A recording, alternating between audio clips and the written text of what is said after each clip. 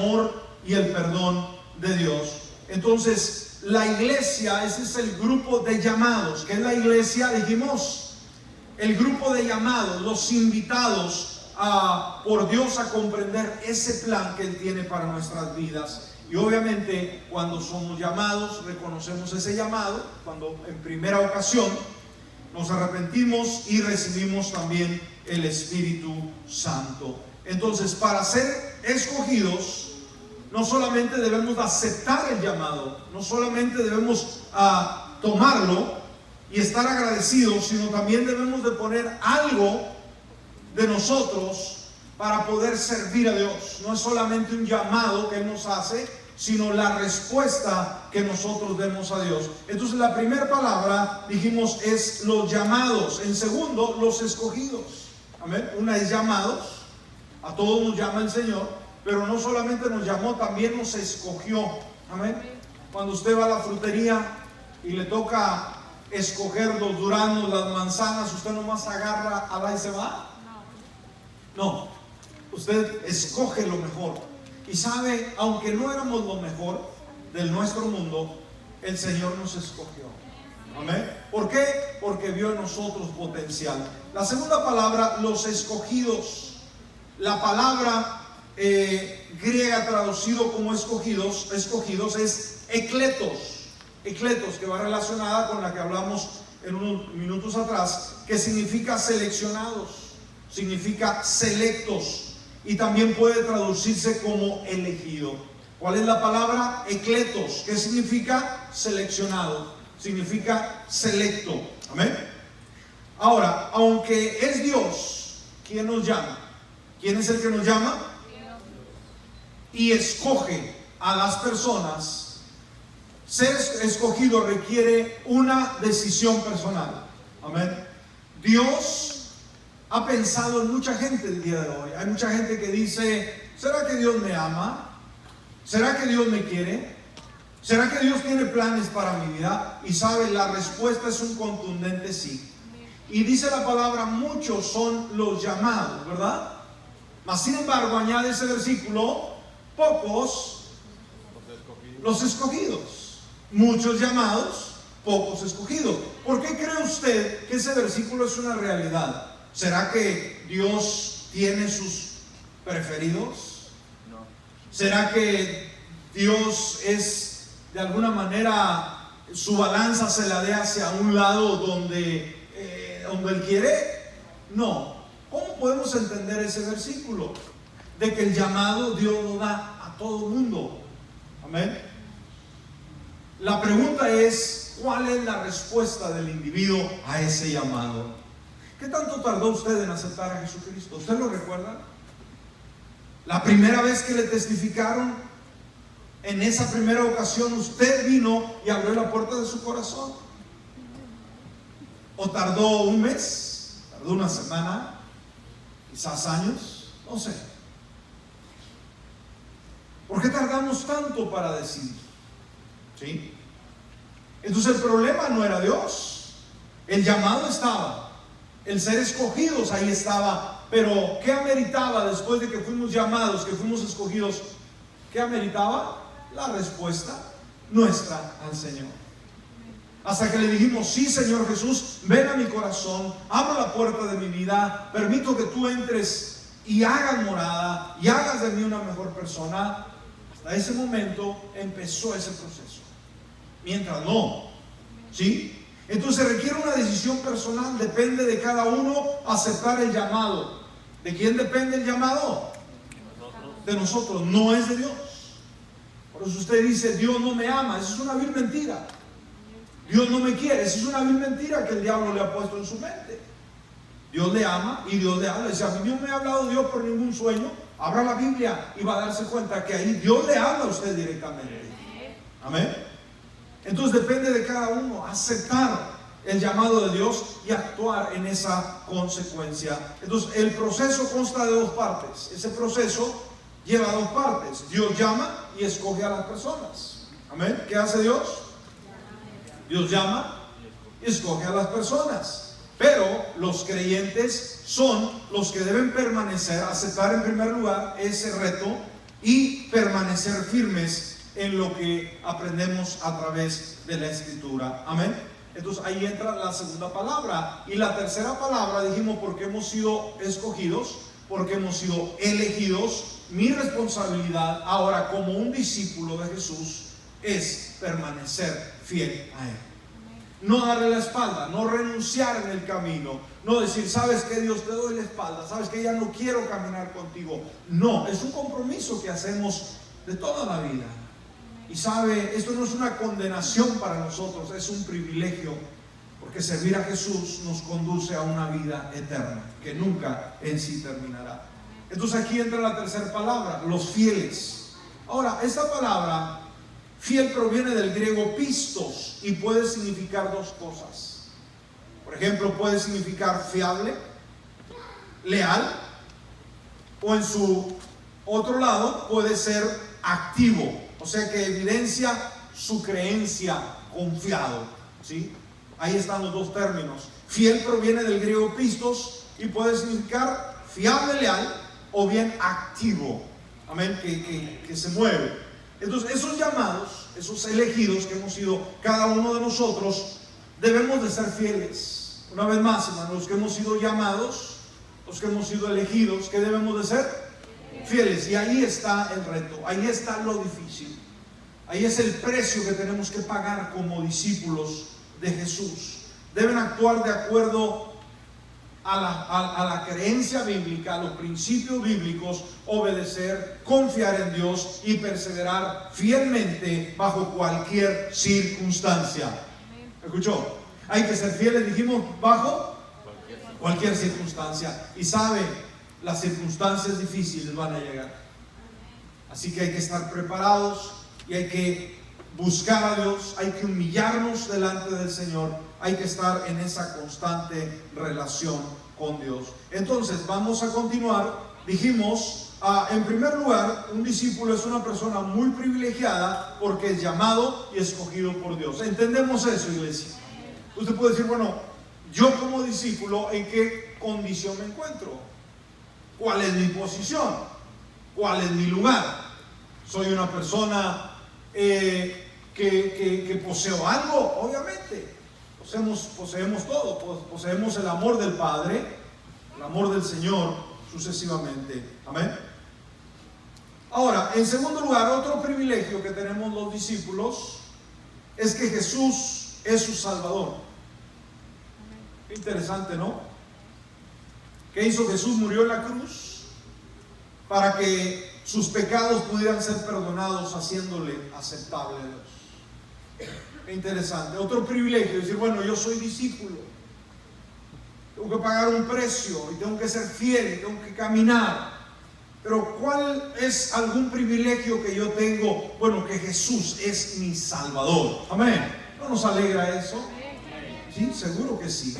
Por eso Romanos capítulo 5 versículo 8 dice, pero Dios demuestra su amor con nosotros en que siendo aún pecadores, ¿qué pasó?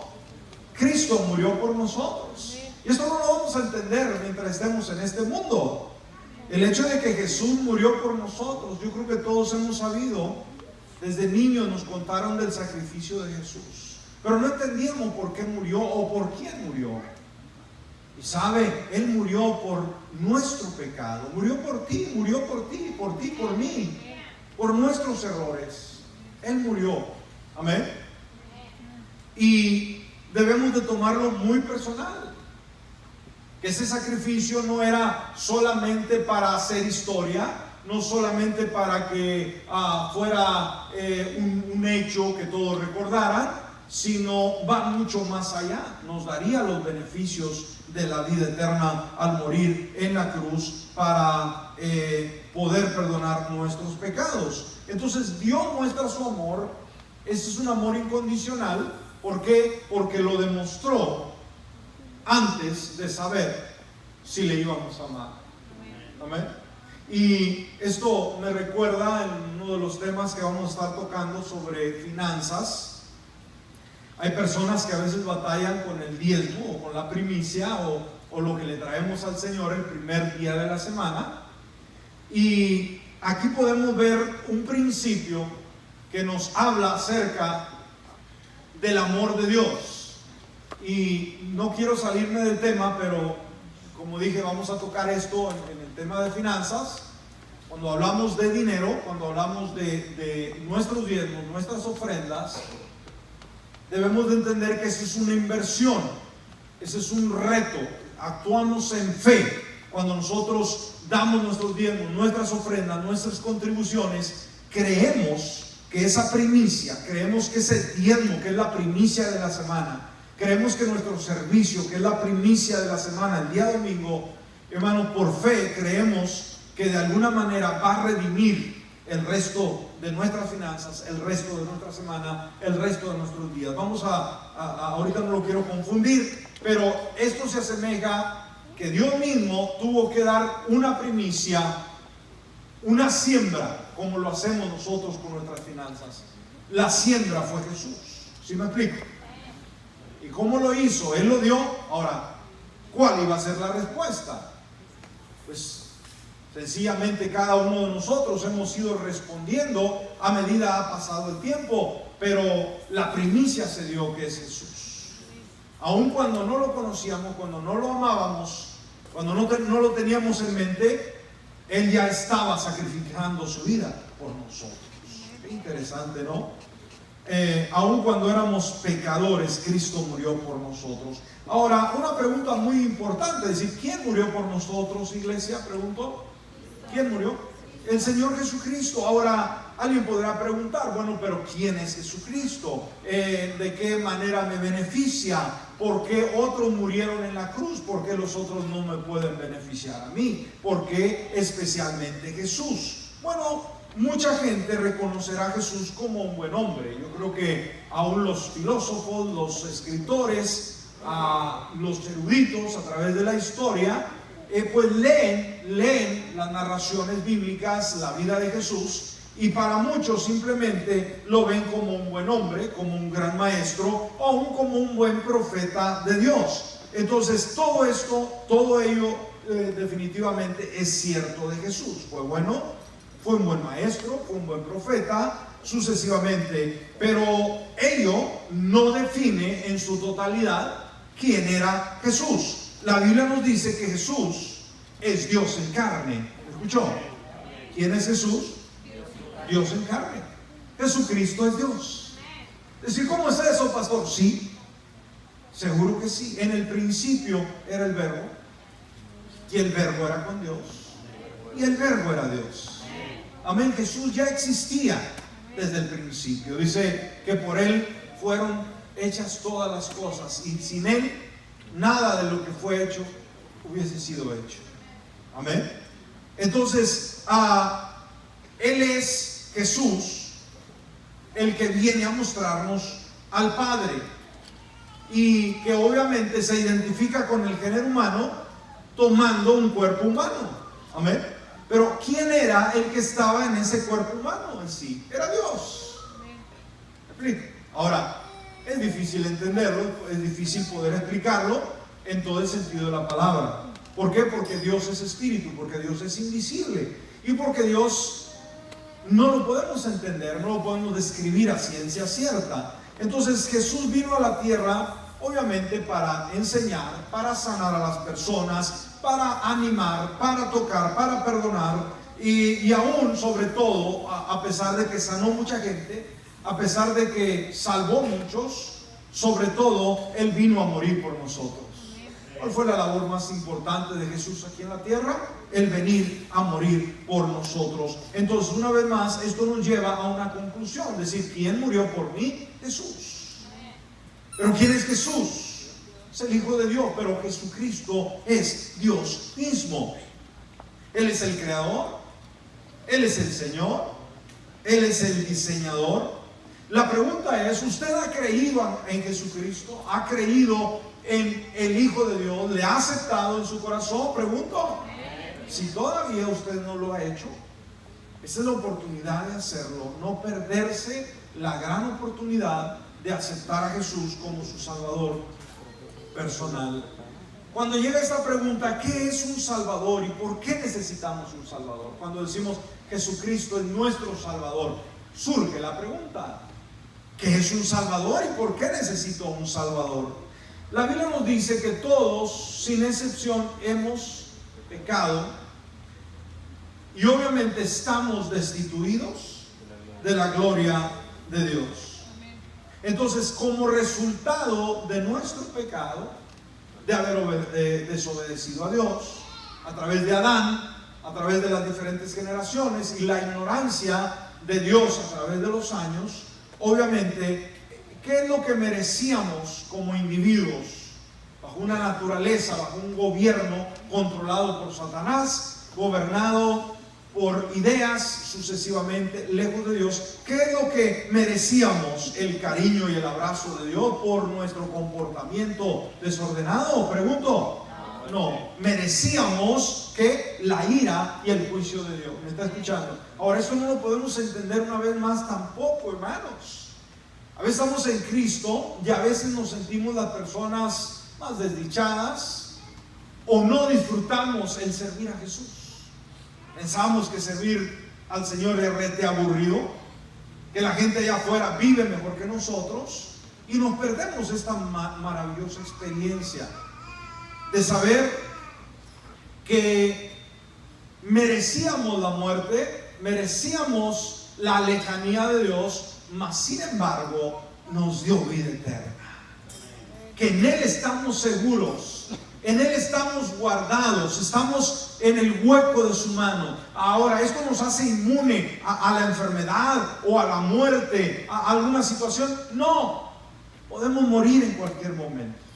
Bueno, ¿cuál es el chiste? Entonces usted podrá preguntar. Bueno, el asunto es que si morimos en este preciso momento, pasamos a entrar a la presencia de Dios. Amén. No hay pérdida. Sabemos hacia dónde vamos. ¿Está seguro usted, segura, dónde pasará la eternidad? Que si muriera el día de hoy, ¿sabe a dónde iría? Pues no, como alguien dice por ahí, ¿verdad? Ojalá y cuando la muerte nos sorprenda, nos halle, como dicen por ahí, confesados. Pero sabe que no hay que esperar la muerte, hay que declarar a Jesucristo en nuestra vida desde ya, para que en cualquier momento que tengamos que partir, sepamos hacia dónde vamos. Entonces, el único castigo justo por pecados cometidos contra un Dios infinito y eterno era un castigo infinito. ¿Sí? Era lo que nos esperaba. Entonces, esa es la razón por la cual todo ser humano necesita un Salvador. ¿Me escuchó? No es cuestión de dogma, no es cuestión de religión, no es cuestión de iglesia. Entonces, Jesucristo vino a la tierra y murió en nuestro lugar. ¿Qué hizo Jesús? Vino a la tierra y murió en nuestro lugar. La condenación, la desgracia, la maldición, el castigo que merecíamos usted y yo, Jesús lo tomó y lo llevó en la cruz. ¿No es esto maravilloso? Y sabes, si tuviéramos una revelación más clara de todo esto, hoy, hermanos, fuéramos cristianos totalmente diferentes. Que no le tendríamos temor a nada, no nos limitaríamos y amaríamos a Dios de una forma diferente. Entonces, la muerte de Jesús como Dios en la carne, ¿qué es lo que fue? Fue un pago infinito por nuestro pecado. Jesús murió para pagar esa penalidad por nuestros pecados. Entonces, esta es la razón por la cual Jesús es no uno de tantos, es el único Salvador del mundo. Amén. ¿Quién es Jesús? El único Salvador del mundo. Hay muchas religiones, hay muchos dioses con D minúscula, hay muchos que dicen que todos los caminos conducen a Dios, pero no se equivocan. Solamente hay uno, y ese es el Señor Jesucristo, nuestro Salvador. Amén. En tercer lugar, otro privilegio que tenemos como discípulos de Jesús es que Dios es nuestro Padre. Wow, ¿escuchó? ¿Cuál es otro privilegio que tenemos? Dios, ¿quién es para nosotros? Nuestro Padre. Quiere decir que no somos huérfanos. Tenemos un Padre y no cualquier Padre. Tenemos el Padre Celestial, el Dios de gloria. Amén. Denle un aplauso al Señor. Entonces, Dios es nuestro Padre cuando somos discípulos de Jesús. Y obviamente tenemos una relación muy personal con Dios. ¿Me escuchó? A Dios no lo conocemos por oídos. A Dios no lo conocemos por los cuentos que alguien pueda tener. No, le conocemos por nuestra experiencia, por nuestro caminar con Dios. ¿Platica usted con Jesús? ¿Habla con Él? ¿Le escucha? Yo creo que esto es importante, ¿no? Eso nos habla de una relación personal. Por tanto, si Él es nuestro Padre, ¿quiénes somos nosotros para Él? Sus hijos, amén. Y obviamente pertenecemos a qué reino, ¿el de las tinieblas o el reino de Dios? El reino de Dios. Qué privilegio, ¿no? Gálatas capítulo 4, versículos 6 y 7. Dice, por cuanto son hijos, que somos, dice la palabra, hijos. Y si somos hijos, quiere decir que tenemos un Padre. ¿Y quién es nuestro Padre? Dios. Entonces, y por cuanto son hijos, Dios envió a nuestro corazón el Espíritu de su Hijo que clama, Abba Padre. Así que ya no eres más esclavo, sino hijo. Wow, yo esperaba más ánimo. Ya no eres esclavo ¿de qué? Del pecado, de la condenación, de la ira. Ya no estás bajo el yugo del enemigo. Ya no eres esclavo del pecado. ¿Qué padre es esto, no? Sino somos hijo. Y si hijo, también somos herederos por medio de Dios. Tenemos una herencia. Wow, vamos. Aleluya. Esto debe alegrarnos de que somos herederos. Qué padre, ¿no?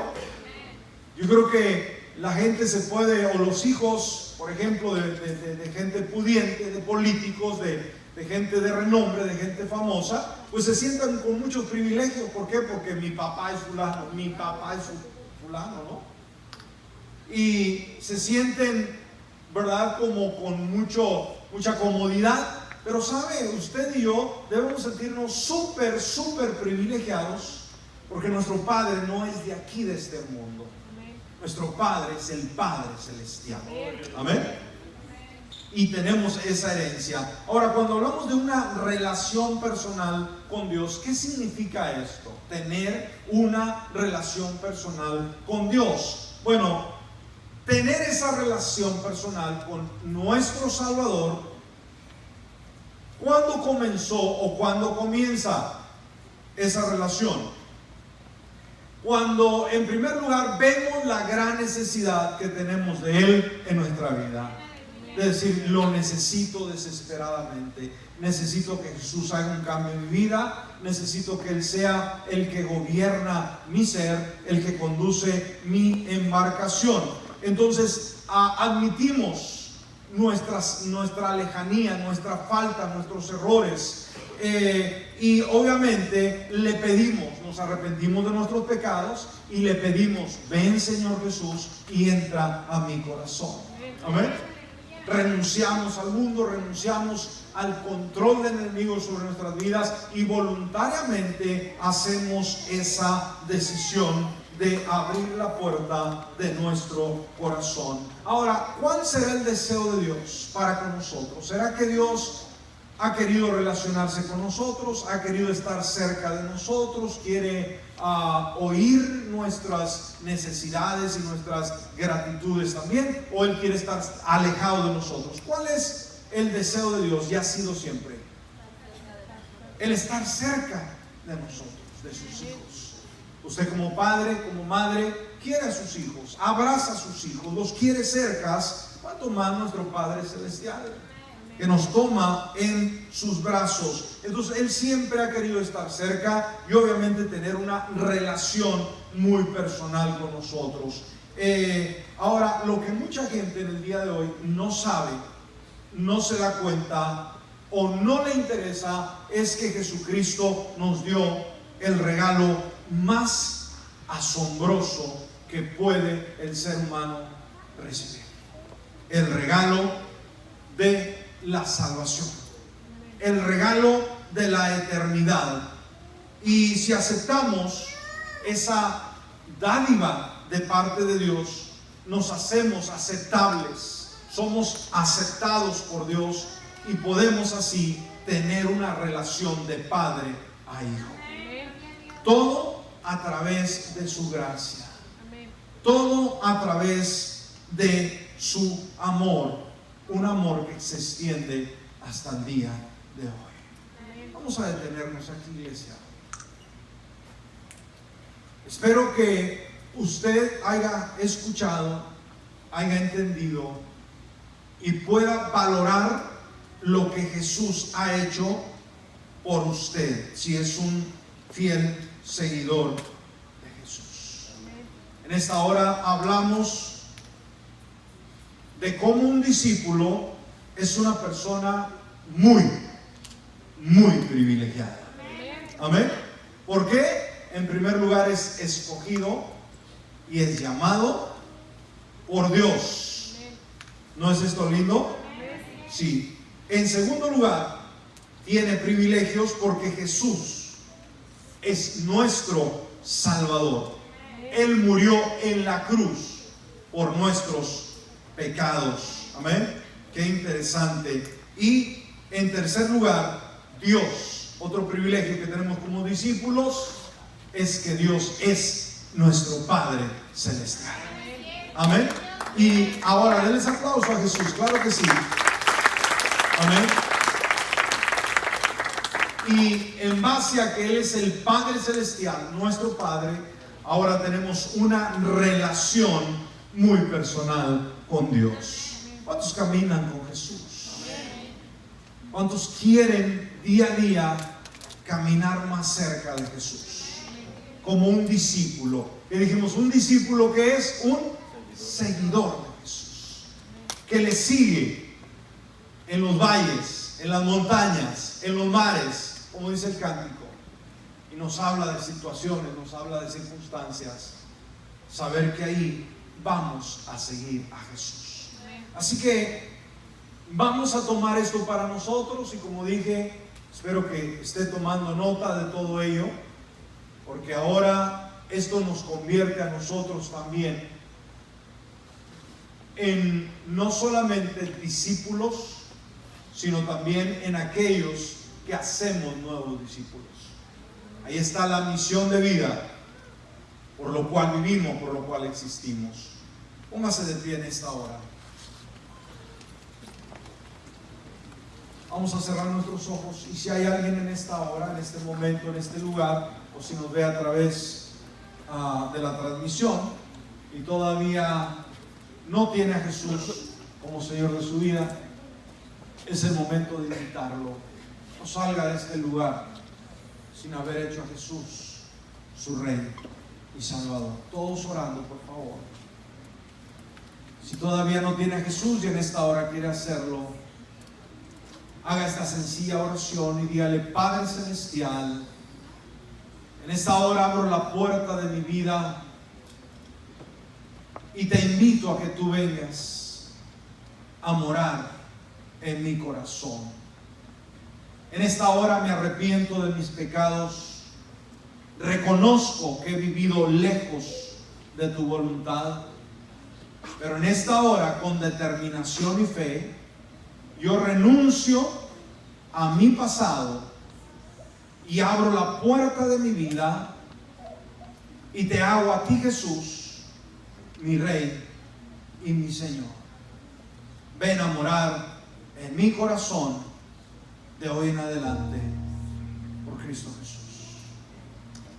Aleluya. Vamos a orar en esta hora. Cierre sus ojos y dígale: gracias, Señor, por ser mi Salvador. Gracias te doy en esta tarde, porque tú eres mi Rey y mi Señor. Gracias porque un día me escogiste, un día me eligiste, un día me llamaste. Y ese bendito día llegó en el cual abrí la puerta de mi corazón y te invité a mi casa invité a que efectuaras ese proceso maravilloso y desde ese momento mi vida ha cambiado. Ahora vivo para ti, Señor. Ahora tú eres la razón de mi vida. Y ahora quiero ser ese fiel discípulo tuyo. Quiero caminar junto a ti. Quiero vivir experimentando tu gracia y tu amor. Que pueda entender inequívocamente que el discipulado es algo que debo vivirlo, algo que debo experimentarlo. Desde el momento que abrí la puerta de mi corazón y me convertí en un hijo de Dios, ahora tengo que ser un discípulo. Uno que camina junto a ti, Señor. Uno que te sigue. Y una decisión que es permanente. Una decisión, Señor, que hemos hecho de seguirte todos los días de nuestra existencia. En esta hora, Señor, que cada corazón sea un corazón sensible a esta palabra. Vamos en esta hora, iglesia, abre tus labios y dile: Señor, enséñame a ser ese fiel discípulo.